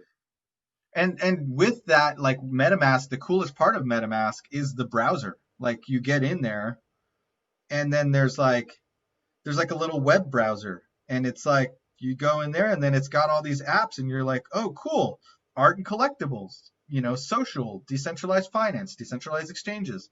It's like, once you get in there, I don't know if you, just for Yeah. people Yeah. who've never seen it, Nice. I'm not showing you, I'm showing Yeah. in Yeah. case anyone watches this, but it's Yeah. like, uh that's the coolest part is like, oh yeah, you just log on, and it's just having some ether in there allows you to interact, allows you to buy stuff. It's kind of like, I'm trying to think what it would be like. It'd be like putting money in an Amazon account or something like that. And then you could just kind of go and be like, oh, I want to rent this movie, or I want to buy this shower curtain or something. And it's like, oh, you can do it all there. Hmm. Hmm. But yeah, so that, to me, that's the coolest part. So that's why I wanted to get some ether and start interacting with some of that stuff. Yeah. Well, maybe do it through Coinbase and then just send it over if the fee is like $20. That seems pretty high. Yeah, yeah, I'll do the other one because, yeah, like I said, I want to kind of get into Binance as well. They seem to be the other big, yeah, reputable exchange. Yeah. Binance. Binance. uh, Yeah, this is cool. I'm curious too what you think. The reason why I mentioned Rarible for it. oh yeah. I mean, it's your track. It's my painting, but it's on Rarible now. Oh, for real? Yeah. Oh shit. Okay, yeah. I didn't send it to you. Did you? Maybe I didn't. Let's see here. Yeah, check that Oh, out. And then Super Rare too. I want to hook up with those dudes for sure. yeah, super rare.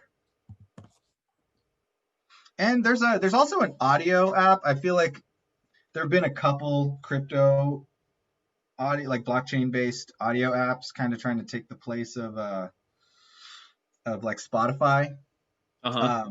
There's one called Audius, who's run by, or it started or somehow affiliated with the guy who I first started hearing about NFTs and the possibility of selling art as NFTs. Yep. Um, 3Lau or whatever. So he started this app called Audius, which is all right. I think the biggest thing is that, like, yeah, in order to get something like that, maybe they're trying to do what like SoundCloud did. Probably the smartest thing that SoundCloud could do right now would be to start a coin. You know what I mean? Mm. Oh, there it is. Okay. Chat. Yeah, like if you bought this, you technically buy it with like the Rarible coin, which runs on the Ethereum blockchain. But um, yeah. Sweet. Oh, yeah. Okay. Yeah. You posted that on Instagram. Yeah. Hmm. And then I think Yeah. you might have to hit the volume on it, like it's like muted for some reason. But I think there should be music on that one. No, yeah. I see it. Yeah. That's fucking cool as shit. Yeah, I think there's a lot. There's like a lot we can do with this. Yeah. This is super fun. Yeah. I want to just kind of, yeah, just get a bunch of this up, and it's like, it just goes. And it could also be another thing too, where it's like, instead of paintings, it's like, yeah, you can sell your painting or whatever, Uh huh. but you could also sell like a limited run of NFTs of like the digital version. So it's like if someone doesn't want to shell out the full price for the Right. painting, but they still want something, it's like, okay, cool. Well, it's kind of like prints, how prints used to be, but you can do like, oh, well, you can get an NFT and it's still authentic. It's like a print that's been signed, essentially. Yeah, So you can exactly. sell that for like $50 and make like 200 of those, and then sell them for whatever a cheaper price, so it's more affordable. And then those can grow on their own. It's pretty interesting. Dude, I gotta show you this other thing. Like, oh shit. All right. This one's cool. This one, I got some views on this one. Sweet. But this one is like the really dope one where you put your phone up to it and then it like your phone takes over and gives you a different experience. But like you can only see, I mean, you can press play and probably hear the video and stuff, but it's like you'd go to that show and hold your camera up to that painting and then that thing would start to play through your phone. And it's like it's like isolated where the painting is on the wall. So it's like even if you move away with your phone, it stays put on the wall as if it's moving in real life. Weird. How do you? So what came up for me is just it's asking me to log in, but I don't have a login. Oh shit, you don't have a login? Damn. All right. Here, let me see here. Well, I'll just put something here. maybe we can screen share it or something really quick. How do I go? Log Screen in. share. Oh, weird. Anyways, it's called Art Vive, which sounds cool. I'll look it up here.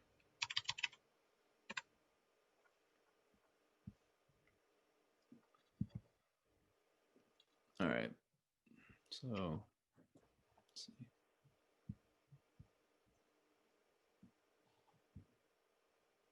Oh, of course, it's not going to play now, but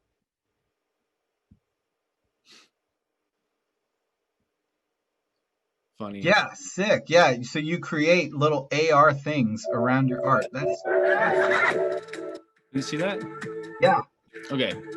But this is like you're looking at it through your phone and you can be walking around in the room as long as your phone is pointed at that painting. It stays put. It's not like it's just like your phone plays a video, It's like Uh-huh. the painting is like doing shit in the room when you're looking through your screen. That is so sick. Yeah, dude. I mean, like, I wish I could show it to you in person because it's like Uh-huh. I'm curious what you would do with it. Like, not even be like, oh, that's cool, Jesse. Just like I want to see what your brain would be like. Oh, I'm gonna do this with it. Like that's just the Yeah, I'll capabilities create that an account. Yeah, this sounds sweet. yeah.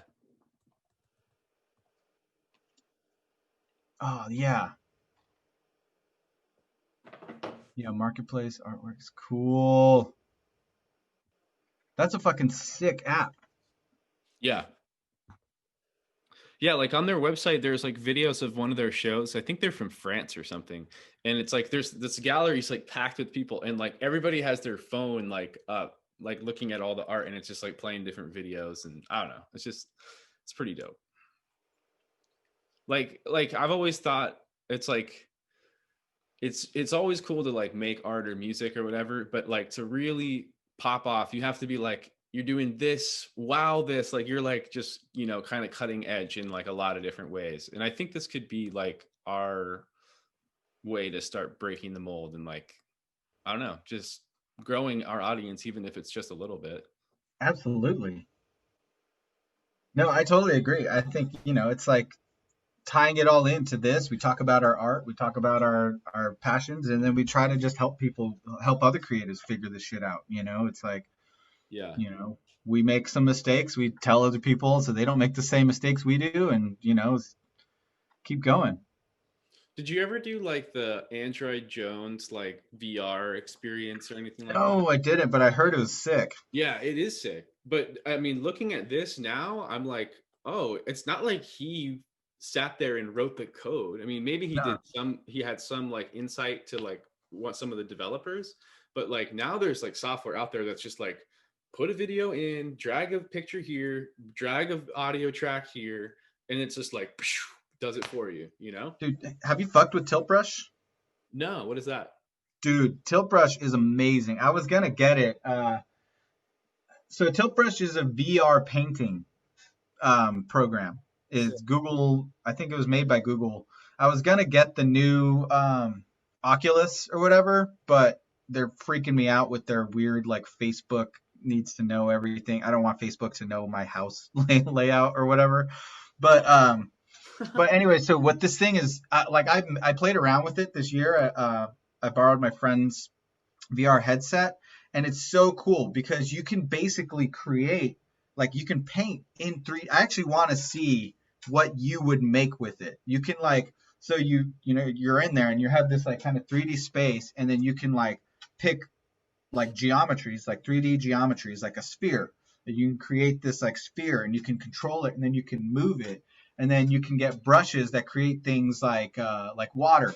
And you can kind of, paint, like you can have like different brushes and all sorts of things and paint it. And then what's really cool is you can actually animate it. So hmm. you can have it like react to music, or like there are certain music react brushes. And then on top of all that, you can actually create a camera and tell the camera where to move.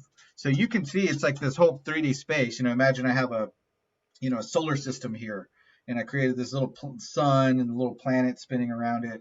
And then I can create a camera and tell the camera, okay, I want you to look here, and then I want you to circle around Oh yeah, up yeah, here. yeah, And so you can create your own little digital video yeah. in this like space, and people are doing some really amazing shit with it. Huh. Like, so yeah, I was like really stoked to do it, but part of me is also like, I spent so much time on the music, and that's what I like doing, but do I want to keep adding on like visual components? Uh-huh. But I think it would be cool if I feel like it would really gel. Like the kind of art that you make already has this kind of like tilt brush vibe. Uh-huh. You know what I mean? Yeah. And so it's like you could create little VR experiences, and you could sell those, little VR games as NFTs. It's like you buy it and then download it to your Oculus or whatever VR headset you have, and then it's like, cool, I get to watch these crazy interactive videos, Yeah, yeah, for have sure. music and everything synced up. Dude, I know. And like imagine having it like there's a whole experience that comes out with the album, so it's like, oh, do you want to listen to the new whatever, the new Pink Floyd, or the equivalent, but it's like it has this like 45-minute like visual, it could be trippy art and videos and like all kinds of patterning and like I don't know. I just think this is like we're just getting to the part of like, oh, this is why we weren't ever successful at anything else, because like we're getting to this is like our zone right here, like Yeah. the sweet Uh-huh. spot. We're like just starting to like tiptoe onto it. Yeah. The deep But so generalists. uh, I just want to know more about VR and like what kind of gear I need to get if like yeah, just to like take all this further, because it's like it's cool what I'm doing, but it's just like, dude, this is like the $6 iPhone app version. So it's like I know there's some really dope stuff out there. I just like don't know.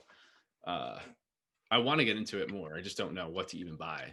When you're like getting into something new and you're like just a kid at a candy store and it's like the people are like they're just like he knows nothing. Yeah. Yeah. But Rob them blind. yeah. Well, I was the only thing, like, so right now the hottest like VR thing is like a Quest, the Quest 2, the Oculus Quest 2. But the only issue I had with it is that you basically log into it with your Facebook profile. And it's the cool thing about it is it's tetherless, it's got really high resolution.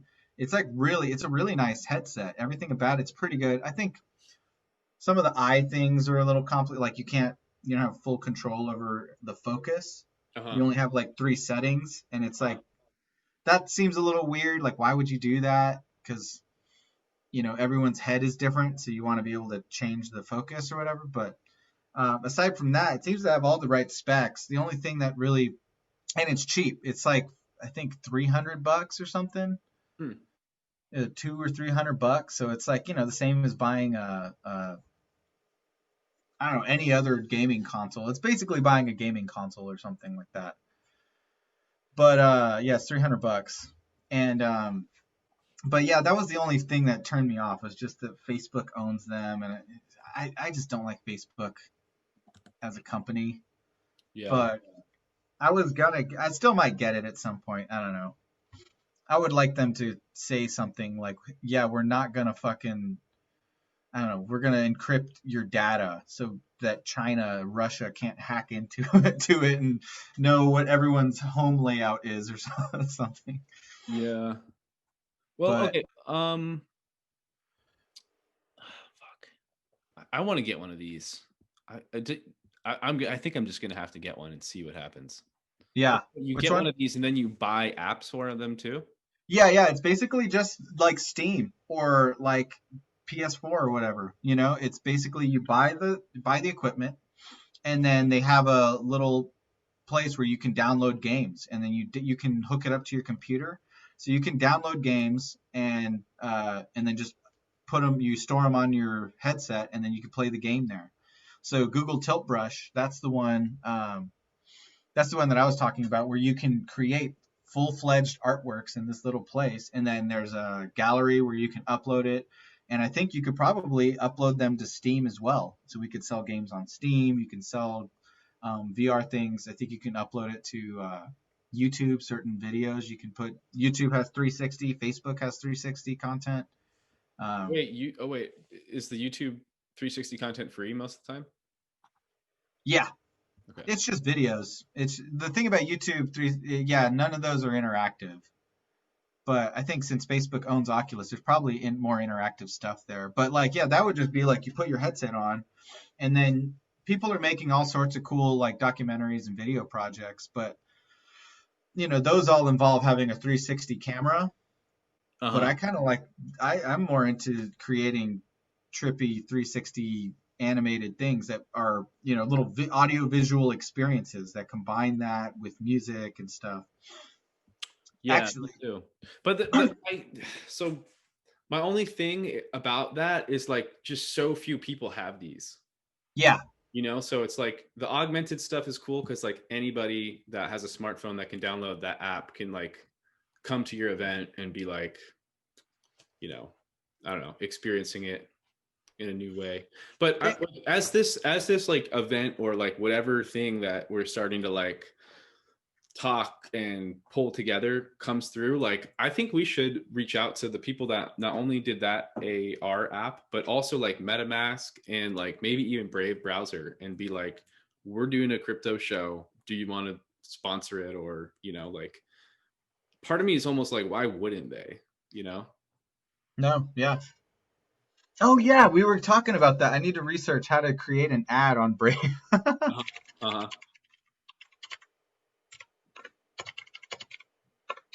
First off, Brave needs to stop using Uphold.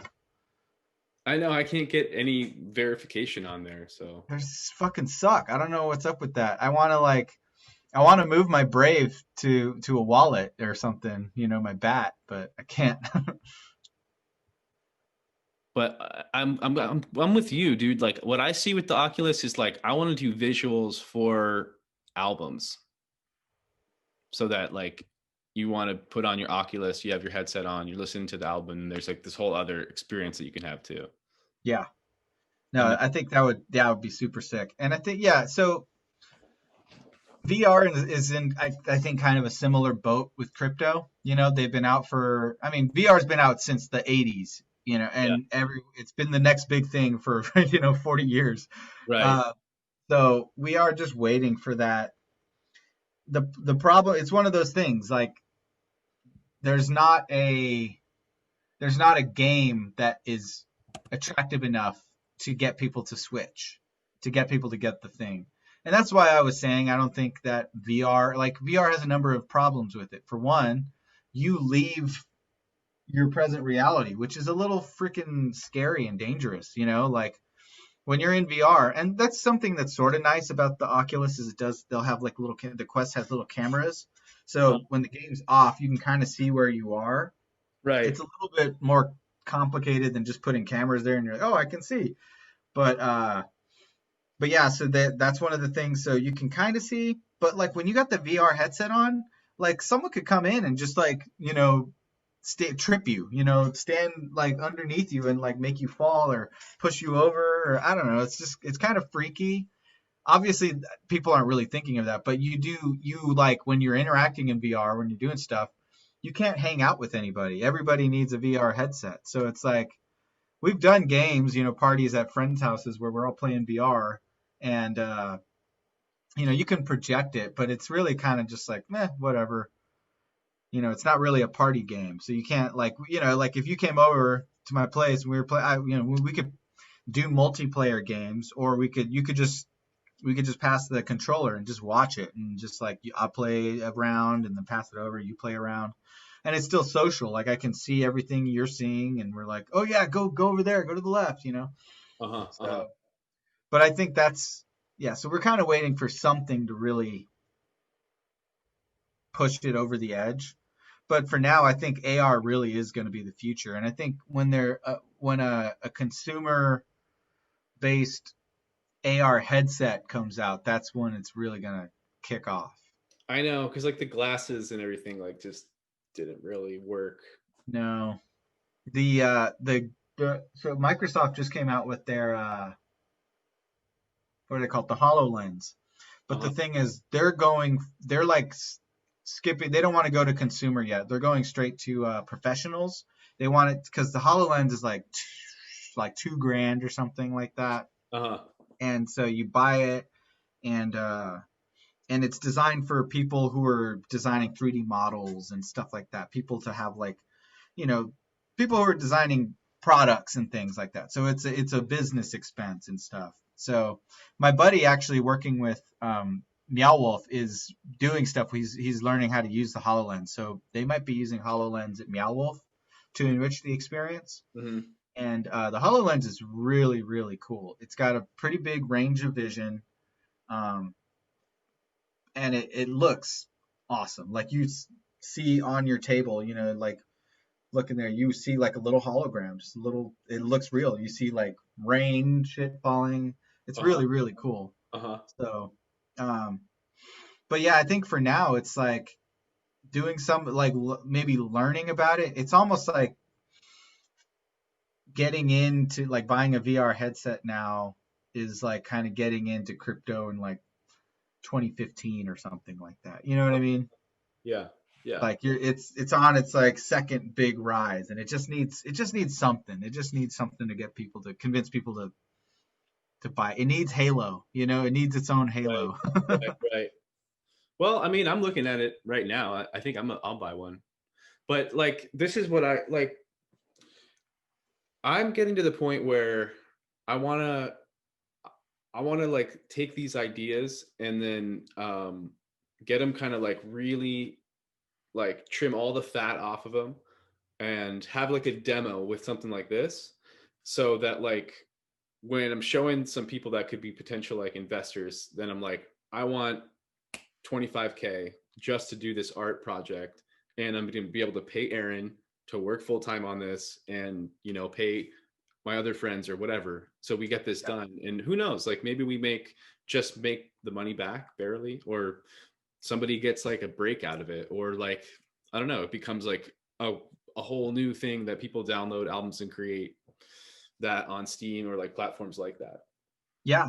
I mean, I think if we were going to do something like that, it would be having the tiers where it's like you have the full VR experience, but also understanding that there's not enough people who have VR headsets, but it's like we have enough people, so we have that, then we have an AR thing, and then we have Yeah, like, yeah, yeah, yeah, yeah. so for instance, like there's also an app that I have, or actually I don't have it because I don't have a VR headset, but it's for VR mixing. Oh, So like you can put the headset on and create your sounds and attach them to 3D objects. So it's like, if you have like you design like a star or a spaceship or something to fly past you in VR, I can, it's usually been a little difficult. You have to use like a bunch of software and type in coding and attach it to the physical object and then change its sound and stuff. But like with this one, you can do it in the headset and be like,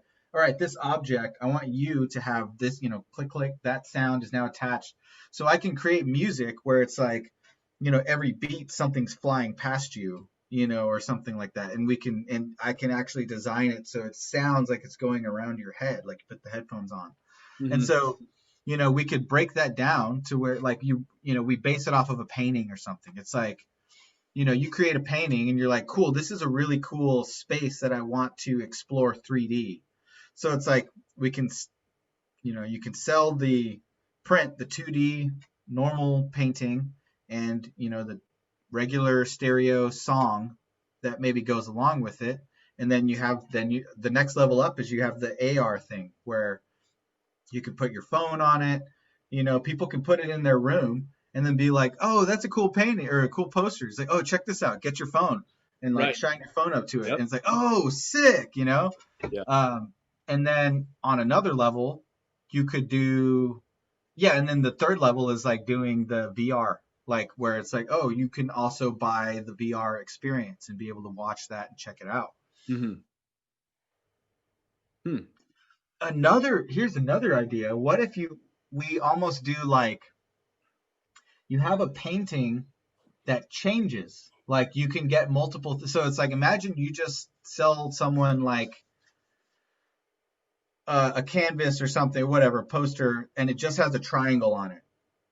And then we do a series of different pieces that expand from that triangle. This is just hypotheticals, but like then it's like we have one where it's like in outer space and the triangle is like moving forward and it's flying, and you see like stars coming out of the triangle. And then we have one that's like underwater and you see like fish coming around. We have different audio and stuff, Mm-hmm. but it's all like all you see is like you have a poster of a cool looking triangle, and then it like so we do multiple things. So that way it's like you buy the one poster and then it does multiple, and then you can buy different things that poster can do, and it's like that's a series.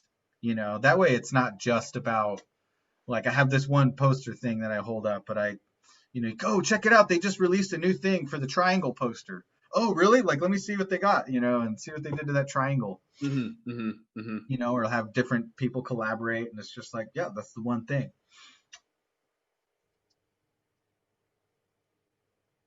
Yeah, there's a lot in here for sure. Yeah.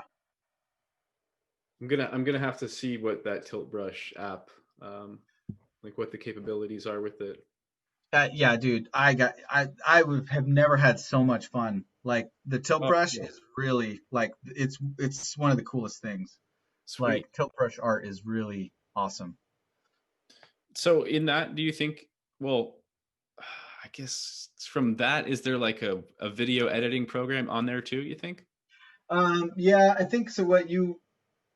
Well, yeah, in the tilt brush you can edit the video, like you can Oh, edit okay. the 3D video, but it's almost like, yeah, it's not like Premiere or something where you kind of have a bunch of clips and then you edit them. You kind of decide what you want it to do.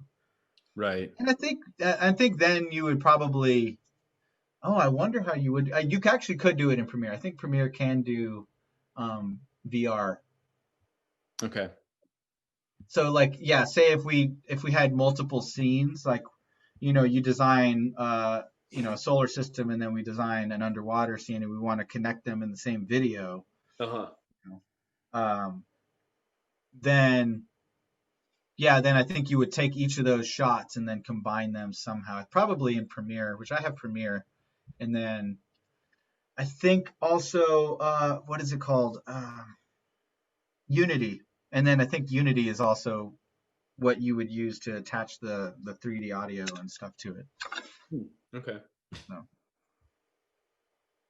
Yeah, I'm envisioning like a series like 13 paintings or something, and then like an album that has 13 tracks, and then you could have the headset experience for each painting. Like each painting would kind of be the initial layout of the track that yeah. you could explore. But then you could also then dumb it down and have it be AR if you went through with your phone, or you could buy the prints, or you could buy just the albums too. Oh, dude, yeah. That would be sick. Cause then yeah, you could even do it like, you go to the you go to the show and if you have the 13 paintings all hung up around, Mm-hmm. one could be like you put a headset on and some people are walking around with the headset and then other people it's like if maybe you're waiting in line and you want to see it or whatever, or you don't want to get the headset, it's like, oh, just hold your phone up and check it out, you know? Yeah, yeah, yeah. We should try to get some because I think this is going to be like this is starting to feel like, gosh, you got to give this attention now too. Like seems like a good idea, like Yeah. an interactive experience like that. I mean, it's something that I've always wanted to do. Like I wanted to have my next painting show be like interactive, or like be like, fuck, that was a cool art show, not just like, hey, I went out to a bar and supported my friend who's an artist, you know? Yeah. Yeah, I went to the coffee shop where his paintings are hanging up. Yeah, which is cool, but it's like I've done that enough where I'm like, all right, let's like go another level. No, I'm in the same place, you know, and I think also with what my buddy's talking about, like my roommate Taylor, he's wanting, to do these art renegade art things where you set up a bunch of canvases and then projection map on them, you know? Uh-huh. So like that would be also another potential thing, and then it just adds extra layers where it's like, and then on top of that we have what I'm calling the tactiles now, but the transducer floors, so it's this total like audio visual like experience that has lots of layers in which you can experience it. Totally. Totally. I would be super into that. I would be super into like How easy is it to ship those? the tactiles. Yeah. They're fairly heavy right now, and they're not.